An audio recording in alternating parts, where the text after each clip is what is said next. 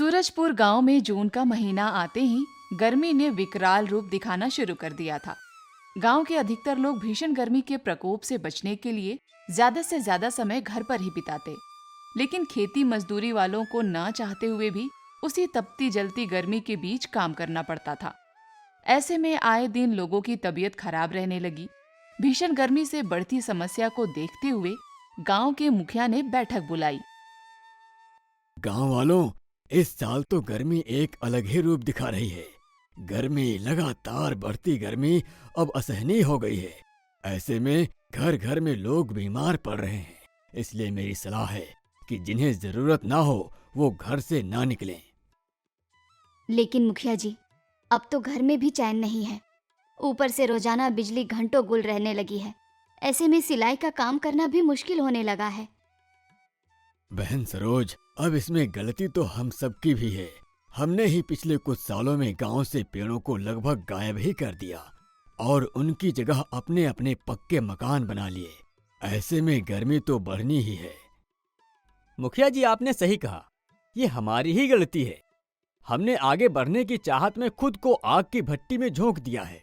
अब इस चुभती गर्मी को झेलना ही होगा। पहले तो इस गांव के किनारे पेड़ ही पेड़ थे। मई जून में भी गर्मी नहीं लगती थी, लेकिन सबने अपने अपने पेड़ काट लिए। अब पूरे गांव में ले देकर सिर्फ मेरी बाग ही है जिसमें पेड़ लगे हैं। ऐसे में चंद पेड़ों से तो राहत नहीं मिलेगी।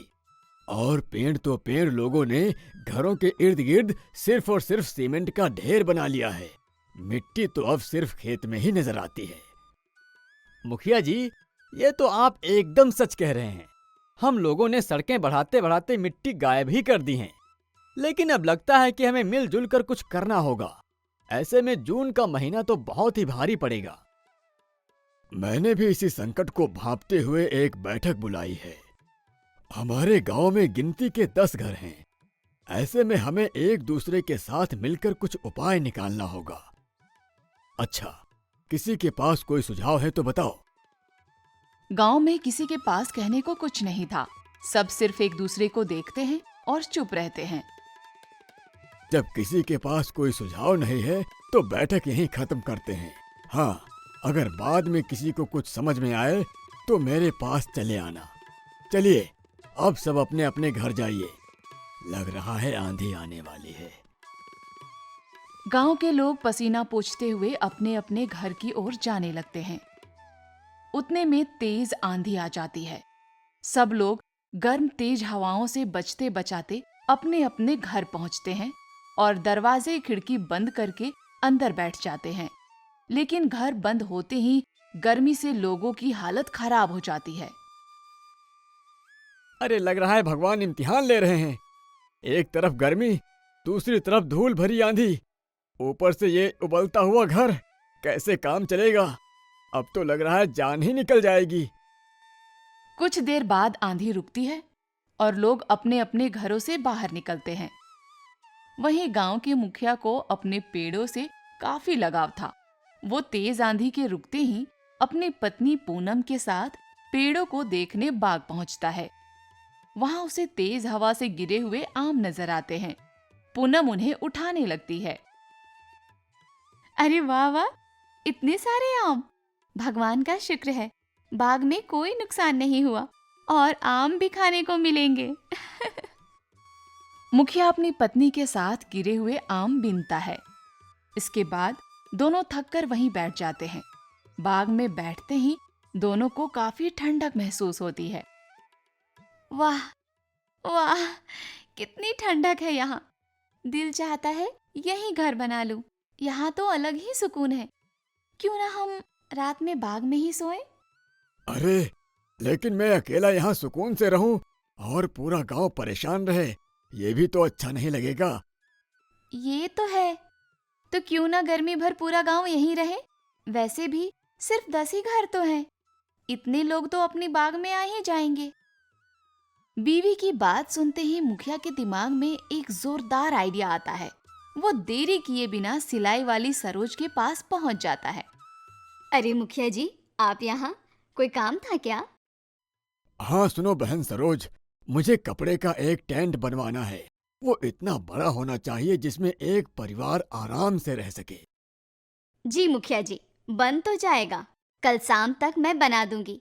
वैसे इसका क्या करना है? अरे तुम पहले बनाओ तो सही, फिर बताता हूँ। और जब ये बन जाए तब इसे लेकर मेरे पास आना। और हाँ, साथ में उत्तम को भी लेते आना। मुखिया जी के जाते ही सरोज कपड़े को काट लेती है और अगली सुबह होते ही सिलाई मशीन निकालकर टेंट बनाना शुरू करती है। कुछ घंटों की मेहनत के बाद टेंट बनकर तैयार हो जाता है। सरोज उत्तम को बुलाती है और टेंट लेकर मुखिया के घर पहुंचती है। मुखिया जी, ये लीजिए, आपका टेंट बन गया। अरे वाह सरोज, तुमने तो बहुत जल्दी बना लिया। चलो उत्तम, इसे लेकर मेरे बाग चलो, मैं भी आता हूँ। सरोज और उत्तम टेंट लेकर मुखिया की बाग में पहुंचते हैं और बाग का आनंद लेते हैं। थोड़ी ही देर में मुखिया अपनी पत्नी पूनम के साथ कुछ रस्सियां लेकर बाग पहुंच जाता है। मुखिया जी, आप इस टेंट का आखिर क्या करना चाहते हैं? अरे तुम इस टेंट को पकड़ो और इस रस्सी को पेड़ पर बांधो, फिर देखो मेरे टेंट का कमाल। देखते ही देखते सरोज का बनाया हुआ टेंट बाग के बीच में लग जाता है। मुखिया की पत्नी टेंट के अंदर जाती है और खुश हो जाती है।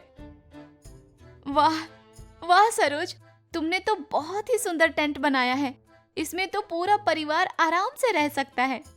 वैसे उत्तम भाई, क्या आप गांव के लोगों को यहाँ ला सकते हो? उत्तम को कुछ समझ नहीं आता है, लेकिन वो मुखिया की पत्नी के कहने पर गांव वालों को इकट्ठा करके ले आता है। सरोज और उत्तम की तरह ही सभी लोग उस टेंट को हैरानी से देखने लगते हैं। गांव वालों, हमें आने वाले सालों के लिए गांव के चारों ओर पेड़ लगाने होंगे, लेकिन फिलहाल ये टेंट हाउस है इस भीषण गर्मी से बचने का उपाय। हम इस तरह के करीब 10 टेंट लगाएंगे और मेरी बाग में लगाएंगे, जिसमें सभी अपने अपने परिवार के साथ रह सकेंगे।